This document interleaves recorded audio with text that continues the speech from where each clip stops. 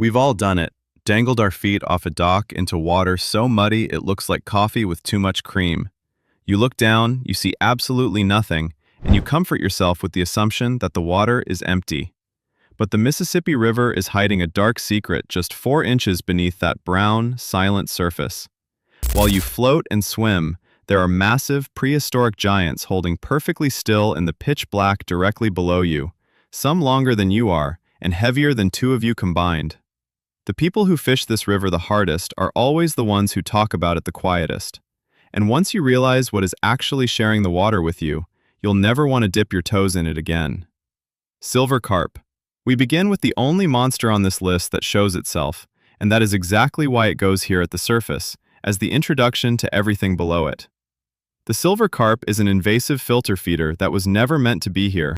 It was imported to clean algae from fish farms, escaped through flooding in the 1970s, and found the Mississippi Basin close enough to home to take it over. Large ones top 50 pounds, and when a boat motor passes, they do something almost no other big fish does. They launch. The U.S. Geological Survey documents silver carp leaping 8, 9, or 10 feet straight out of the water when startled. The EPA has cataloged what happens when a 50-pound fish traveling that fast meets a person in a moving boat. Broken bones, concussions, black eyes, and cracked ribs. People on this river now seriously think about helmets. Every other fish wins by staying hidden, but the silver carp is the one that breaks the surface, turning the invisible river visible for one violent second before dropping back under.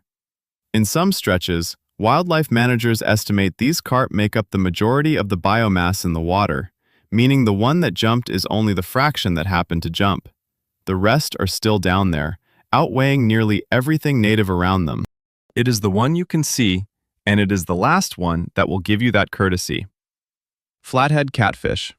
Now we go under, and we stay under. If the silver carp is the fish that leaps into the light, the flathead is the one that never leaves the dark corner of the room.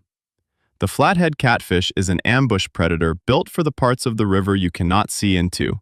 The submerged log jam, the undercut bank, the tangle of drowned timber where the current slows and the light gives out. It does not scavenge like other catfish. It hunts live prey, waiting motionless inside a snag until something swims close, then opening a mouth wide enough to inhale a fish nearly its own size. A large flathead approaches 5 feet.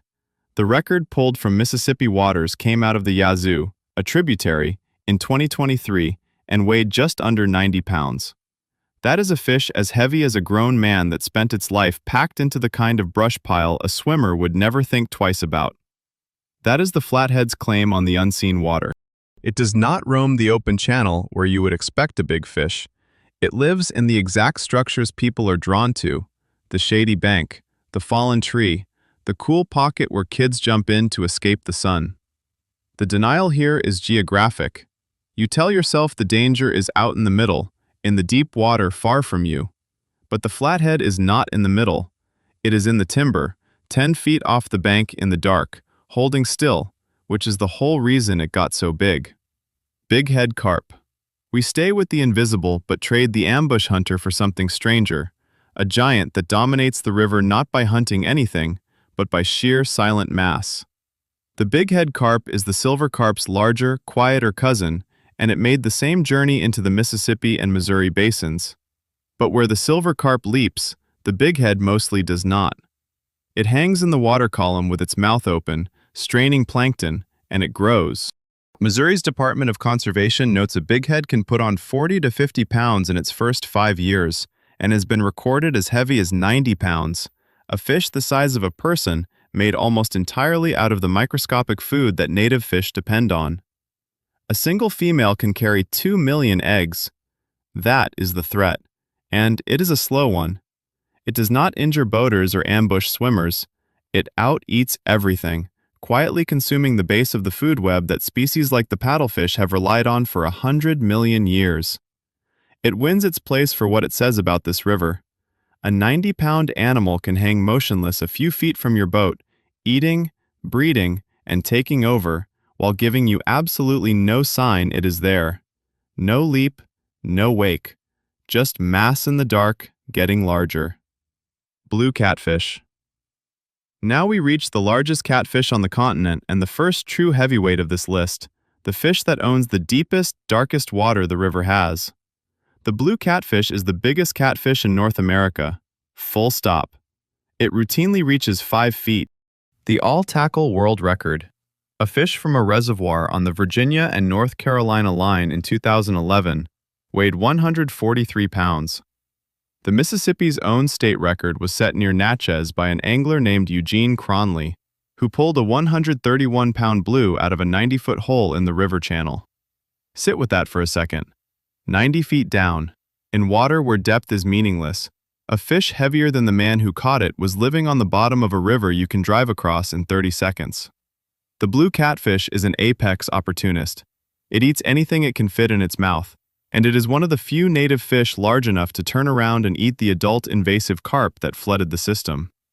This is a predator that occupies the parts of the Mississippi no swimmer will ever reach, the scour holes below bridges, and the drowned channels 40, 50, and 90 feet down where the current has dug the bottom out. You will never see one. But when you cross the river on a bridge, there is a real chance that somewhere in the black water beneath you, a fish longer than your leg is holding against the current, waiting for something to drift past. This fish owns the deep, and the deep is most of this river. Pallid sturgeon. From here down, the fish stop being ordinary and start being genuinely ancient. The pallid sturgeon is not shaped by the last few decades.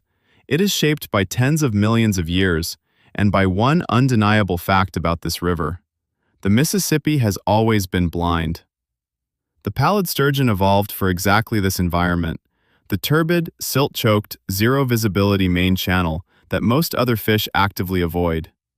It is a bottom dweller of the muddiest, fastest currents. A pale, armored relic, it navigates not by sight, but by feeling along the riverbed with sensory barbels, sucking up food it never needs to see.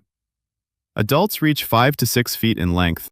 The U.S. Fish and Wildlife Service lists it as federally endangered, so rare and slow to breed that biologists describe much of the surviving population as fish spawned before the dams went in, animals now nearing the end of long lives with too few young behind them.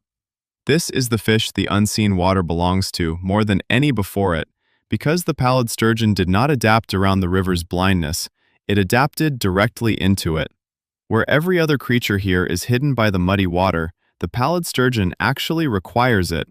It is a living dinosaur that has spent millions of years being invisible on purpose, gliding along the bottom of the main channel in total darkness, and most people on this river will never even know it is there. Paddlefish. If the pallid sturgeon is a dinosaur, the paddlefish is something even older, and it moves through the water you cannot see into like nothing else in North America. Picture a fish that reaches 7 feet and approaches 200 pounds. The largest ever recorded was speared in an Iowa lake in 1916, over 7 feet long, with a skeleton made almost entirely of cartilage and a long, flat blade of a snout extending a third of its body length out in front. It is often called a freshwater shark for its shape, though it has no relation to them. Its lineage runs back 125 million years. This enormous primeval animal is harmless in the most unsettling way possible. It is a filter feeder, gliding through the open river with its mouth held wide open, straining plankton, and sensing its food through tens of thousands of sensory receptors on its paddle because the water is far too dark to see through. The paddlefish is the last of its kind. Its only relative, the Chinese paddlefish, was declared extinct, leaving this Mississippi giant the sole survivor of a family older than almost anything else swimming. It earns its place for the sheer strangeness of sharing water with it. A 7-foot living fossil cruising the same river you swim in, mouth agape, moving through the murk entirely by feel, completely indifferent to the boat passing over it. You will not see it, and it cannot see you. Lake sturgeon. Now we come to one of the oldest rulers of this river, a fish that was here before nearly everything else and has quietly outlasted almost all of it. The lake sturgeon is one of the largest freshwater fish in North America and among the longest-lived animals in freshwater anywhere on Earth. Large specimens exceed 7 feet and push past 200 and even 300 pounds. But their size is not the most astonishing part. Their age is. The U.S. Fish and Wildlife Service documents lake sturgeon living 50 to 100 years as a matter of course, with the oldest females reaching an incredible 150 years. This means there are fish swimming in the Mississippi right now that were born before your grandparents.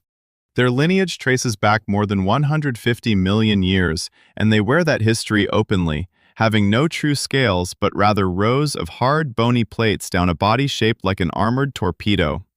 Sadly, the story of this ancient creature has a dark chapter. The lake sturgeon was once so abundant it made up an enormous share of the biomass in these waters, but overfishing and dams collapsed their population by roughly 99% in a single century.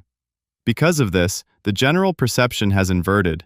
People do not fail to see the lake sturgeon because it is hidden by mud, but because they assume it is entirely gone. Yet, they are still holding on. In the deep water, moving slowly along the bottom, a handful of century-old armored giants are still down there. Fish that were swimming this river when it was completely wild, watched the dams go up, and simply refused to disappear. Bull shark. Next, we come to the creature that breaks the rules and defies everything we think we know about river systems. Up until now, every animal we've looked at has been a river fish, something you could at least tell yourself belongs in the Mississippi. This next predator does not belong here. It is from the ocean, and it swam up the river anyway. The bull shark is one of the very few sharks on Earth capable of surviving in fresh water. Its unique body chemistry allows it to transition out of the salt of the Gulf of Mexico and into river systems that would quickly kill almost any other shark species, and it uses this ability to travel astonishing distances inland. Females can reach 11 feet in length and weigh over 500 pounds, and the Mississippi has a documented history with them. In 1937, two commercial fishermen near Alton, Illinois, roughly 1,000 river miles from the Gulf and just upstream of St. Louis, pulled a 5-foot, 84-pound bull shark from their trap. In 1995, another turned up far downstream at a power station intake in Missouri. Scientific reviews have gone back through the records and confirmed these northern occurrences as completely real. To be clear and avoid unnecessary panic, these are documented individual occurrences, not a resident breeding population. You aren't sharing your local sandbar with a school of them. But that reality is almost more unsettling. There is no physical barrier, no gate on the river marking where the ocean ends. A bull shark following the current inland can end up 1,000 miles from saltwater, gliding through brown Midwestern river water without leaving a single trace. The one rule everyone counts on, that sharks stay in the sea, is the one rule this animal was built to ignore. Alligator gar. Finally, we arrive at the fish this entire river has silently agreed not to think about. Not because it is a stranger from the ocean, but for the exact opposite reason. It is the true, undisputed giant of these waters. It has always been here, and it is holding perfectly still on the bottom of the Mississippi right now, directly beneath the places where people swim and boat. The alligator gar is the largest fish in the Mississippi and one of the largest freshwater fish on the continent. It is a living fossil, essentially unchanged for around 100 million years. It is armored head to tail in hard, interlocking diamond-shaped scales, equipped with a broad, alligator-like snout packed with a double row of needle-sharp teeth, and it grows to sizes that are difficult to comprehend. In 2011, a commercial fisherman named Kenny Williams pulled his net up out of Lake Chotard, an oxbow of the Mississippi near Vicksburg, and found something so heavy he initially thought he had snagged a massive log. It was an alligator gar that weighed an incredible 327 pounds and measured 8.5 feet long. Wildlife officials estimated the creature was between 50 and 95 years old, meaning it had been swimming those murky waters unseen since before the surrounding towns even existed in their modern form. Think about what that actually means.